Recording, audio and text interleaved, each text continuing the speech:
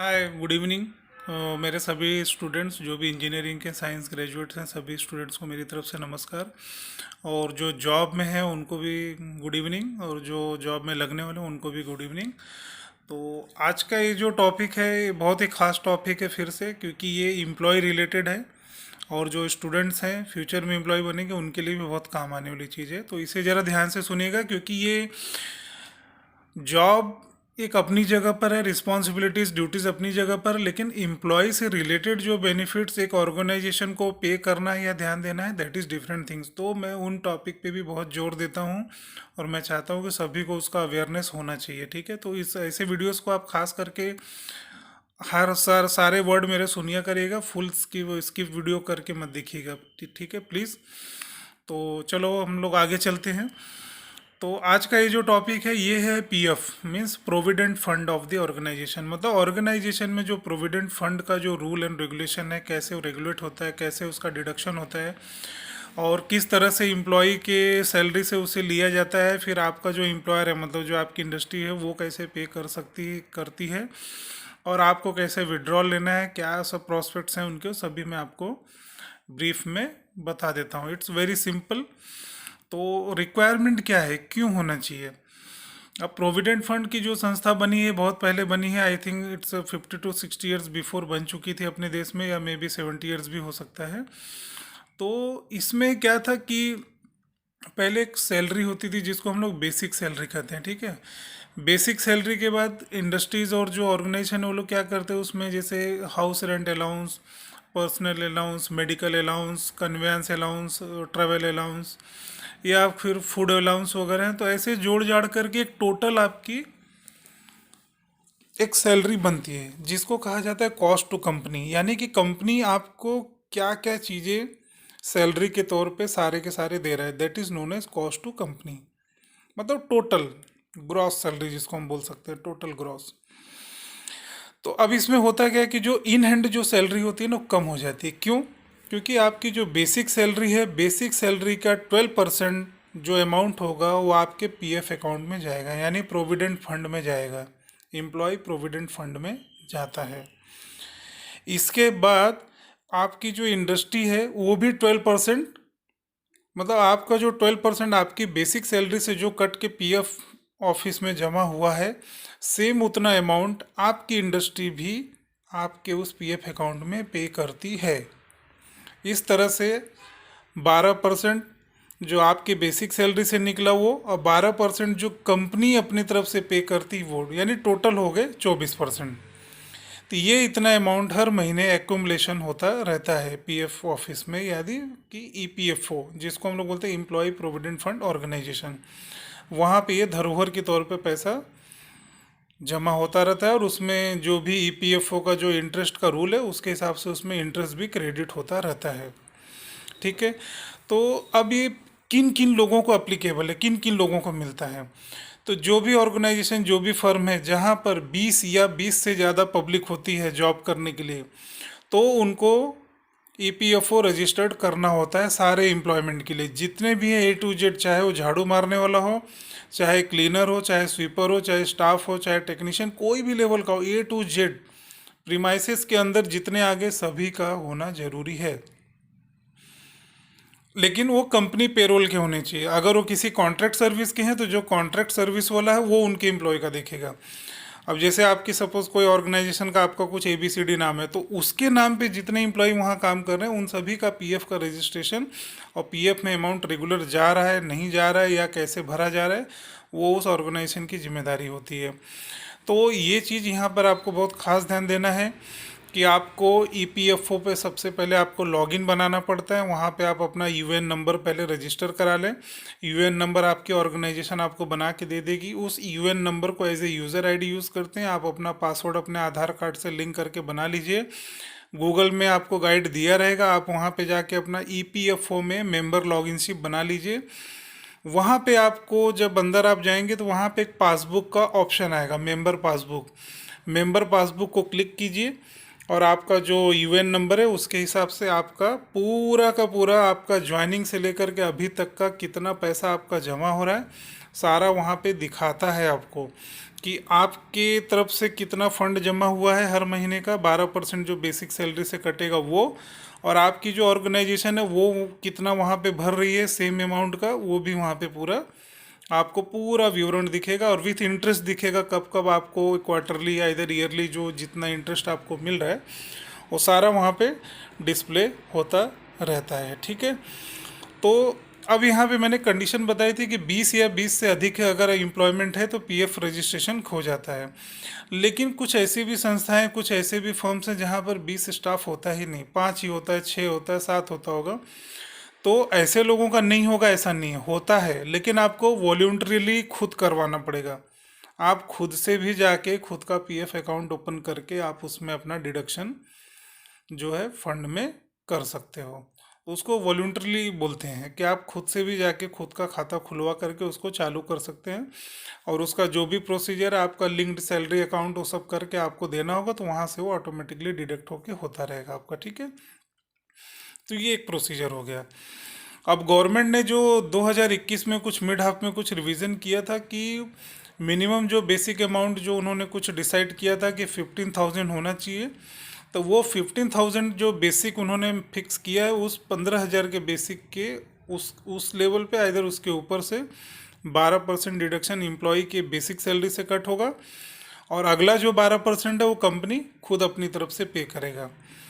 ठीक है, तो ये इसका रूल रेगुलेशन है, और ये इसको आपको समझ के लेना है, और इसको आपको खुद को ट्रैकिंग रखनी है कि आपकी संस्था, इधर आपकी जो ऑर्गेनाइजेशन, आपकी जो इंडस्ट्री है, जो आपकी फर्म है, रेगुलर पैसे भर रही कि नहीं भर रही, वो आप जाके ईपीएफओ में लॉगिन बना करके मेंबरशिप में आप जा करके अपना वहाँ यूएन नंबर डाल के पासवर्ड डाल के देख सकते हैं। आपको पहले रजिस्ट्रेशन करना होगा। रजिस्ट्रेशन बहुत सिंपल है। हो सकेगा तो एक आधा वीडियो में फ्यूचर में बना के आपको दिखा दूंगा किस तरह से रजिस्ट्रेशन करते हैं, नहीं तो गूगल पे उसमें अच्छा स्टेप बाय स्टेप दिया हुआ, आप उसमें से बना सकते हो, इजीली हो जाएगा। बाकायदा आपका रेगुलर नंबर होना चाहिए, और आधार लिंक वाला जो मोबाइल नंबर है उसके थ्रू बन जाएगा आपका। ठीक है, तो बहुत सिंपल है।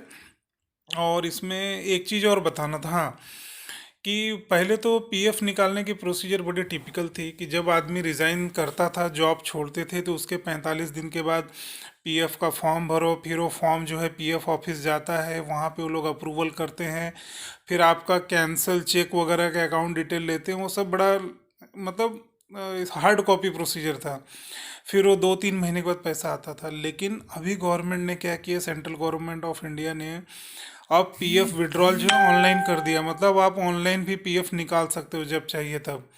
अगर आपका ईपीएफओ पे यानी एम्प्लॉय प्रोविडेंट फंड ऑर्गेनाइजेशन में अगर आपने मेंबरशिप बनाई हुई है, लॉगिन आईडी अगर आपने बनाया है यूएन नंबर के थ्रू, तो आपका वो प्रोसीजर एडॉप्ट कर लेंगे। तो आप उसके अंदर जाएंगे तो वहाँ क्लेम करके ऑप्शन दिया रहता है, 13 नंबर का या 31 नंबर का कुछ फॉर्म का ऑप्शन दिया रहता है, आप उसको भर दीजिए। बहुत सिंपल होता है भरना, वो भर करके क्लेम डाल दीजिए। आपको जितना अमाउंट चाहिए वो आप वहाँ से विड्रॉ कर सकते हैं।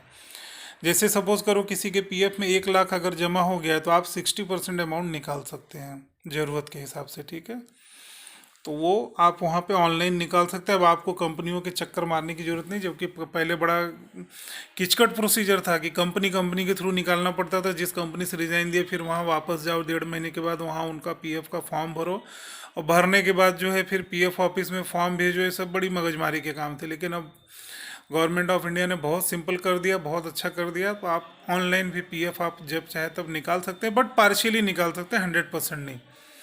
जैसे 1 लाख जमा हुआ है तो आप 60,000 निकाल सकते हैं। उसके बाद फिर आपको कभी साल 1.5 साल के बाद ज़रूरत पड़ी है तो जो एक्यूमुलेटेड अमाउंट है उसका 50-60% पार्शियल विड्रॉल ले सकते हैं। लेकिन एट ए टाइम पूरा का पूरा जीरो आप नहीं कर सकते उसको। ठीक है, तो वो अलाउ नहीं है और ना होगा भी। तो आप टुकड़े टुकड़े में निकाल सकते हैं, जैसे जैसे आपको ज़रूरत है निकालते जाइए, और वहाँ एक्यूमुलेशन तो हर महीने आपका होता रहेगा। 12% आपकी बेसिक सैलरी से कट के जाएगा पीएफ में, और 12% जो है वो आपकी ऑर्गेनाइजेशन, आपकी संस्था भरेगी। तो इसीलिए मैं बोल रहा हूँ कि लॉगिन सभी जितने भी एम्प्लॉयज़ हैं सभी को मेरा रिक्वेस्ट है कि आप लोग अपना ईपीएफओ में मेंबरशिप का लॉगिन बना के रखिए। वहाँ पे हर महीने ट्रैक करते रहिए कि आपके हर महीने आपके, तो आपका कटा हुआ पैसा तो दिखना चाहिए, वो तो बराबर वो दिख जाएगा। आपकी कंपनी भर रही कि नहीं भरनी वो इम्पॉर्टेंट है, तो वो वहाँ पे चेक करते हैं। क्योंकि कई बार कुछ कंपनियों को मैंने ऐसा देखा है कि वो हर महीने नहीं भरते, दो दो तीन तीन महीने पे अपना बजट जैसा अरेंजमेंट होता है करते हैं, नहीं ऐसा नहीं करना है, हर महीने कर दो, दैट इज़ टू गुड। तो वो वहाँ पे दिखाता रहेगा कि कब कब वो भर रहे हैं। तो बस होना चाहिए क्या है कि पूरे के पूरे 12 महीने के होने चाहिए डिटेल। पता चला कोई एक आधा महीने का गैप है कुछ है, तो आप अपने ऑर्गेनाइजेशन को पूछे कि भैया मेरा इस महीने का आपने क्यों नहीं पे किया। तो पे किया है कि नहीं किया है, भूल गए, मिस हो गया, कुछ हो गया है, तो वो उसको टॉप अप कर सकेंगे, या कुछ अगर कहीं फॉल्ट हुआ होगा तो वो उसको अपडेट करके ग्रीवेंसेस वगैरह अप्लाई करके उसको करेक्शन करवा सकते हैं। तो ये जो आज ये जो पीएफ का जो टॉपिक है ना, बहुत इंपॉर्टेंट टॉपिक है। तो इस वीडियो में ज़्यादा इसमें लेंदी डिस्कशन नहीं था, इसलिए मैंने इसको शॉर्ट में ही बना रहा हूँ, ज़्यादा खींचना भी नहीं इसमें, और कुछ है भी नहीं। हाँ, लेकिन पीएफ विड्रॉल कैसे करना है, क्या करना है, उसके प्रोसीजर आप गूगल में देख लीजिए। नहीं समझ में आए तो मुझसे पूछ लीजिए, मैंने खुद ने विड्रॉ किया हुआ है, तो मैं आपको पूरा बता दूंगा कैसे कैसे करना है। इट्स वेरी सिंपल है, सिंपल है, लेकिन थोड़ा सा टाइम लगता है, क्योंकि बहुत बाकायदा भरना, गवर्नमेंट के फॉर्म बहुत टिपिकल होते हैं, तो उसको भरने के लिए थोड़ा सा सेंस चाहिए, ऐसे कुछ भी भर दोगे तो नहीं आएगा। थोड़ा सा है, उन्होंने बनाया सिस्टम ऐसा। ठीक है, तो जिसको भी ज़रूरत है किसी एम्प्लॉय को, तो आप पूछ लीजिएगा, मैं आपको उसका प्रोसीजर इधर उसका लिंक शेयर कर दूंगा, आप बना लीजिए, कैसे आपको यूज़र आईडी लॉगिन बनाना है वो बन जाएगा। नहीं समझ में आया तो मैं आपको हेल्प करूंगा, इजीली बन जाएगा, वैसे तो आराम से हो जाएगा गूगल के थ्रू, कोई इशू नहीं, मैंने भी गूगल के थ्रू ही बना लिया था। ठीक है, लेकिन ये आपका राइट्स है, ये आपका अधिकार है, इसलिए आप इसकी ट्रेसिंग कीजिए, इसमें कहीं शर्माना नहीं आपको। अगर आपको कहीं कहीं मेंबर पासबुक में अगर आपको कहीं कुछ गैप दिखा, किसी महीने में कंपनी ने नहीं भरा, या कुछ कहीं फॉल्ट फाइंडिंग है, तो आप इमीडिएटली उसको रिपोर्ट करें, उसका रिलेटेड फॉर्म भरें ग्रीवेंसेस का, और कंपनी के थ्रू ही पीएफ ऑफिस में उसको भेज करके करेक्शन करवा के ले लें। क्योंकि क्या होता है, आदमी जॉब करते रहता है, कभी ध्यान नहीं देता, बाद में जॉब छोड़ता है, फिर पीएफ कितना आया, कहीं 2,000, कहीं 5,000, कहीं कुछ 10,000 छूट जाता है ना, पता नहीं चलता। आदमी क्या सोचता है, हाँ हाँ 3 लाख रुपये आए चलो, अरे लेकिन उसमें 5-6 हज़ार कहीं मिसिंग है, 8,000 मिसिंग हो, तो इंसान नहीं सोचता। लेकिन नहीं, ट्रेसिबिलिटी आपका राइट्स है और आपका ही पैसा है। क्योंकि कंपनी जो आपको सीटीसी देती है ना, तो वो जो खुद वो जो पीएफ भरती है ना 12%, वो उसी सीटीसी में डाल देता है वो। तो इसलिए वो आपका ही राइट्स है, क्योंकि वो आपके ही सैलरी में वो डाल देते हैं, वो अपने ही बेनिफिट के लिए डालते हैं। अच्छी बात है, किसके मतलब एम्प्लॉय के बेनिफिट के लिए, क्योंकि आपको अगर सीटीसी में अगर वो पैसा वो नहीं दिखाएंगे तो आपका सीटीसी कम हो जाएगा, तो नेक्स्ट जॉब में आपको ऑफर लेते समय आपका परसेंटेज वहीं से होगा।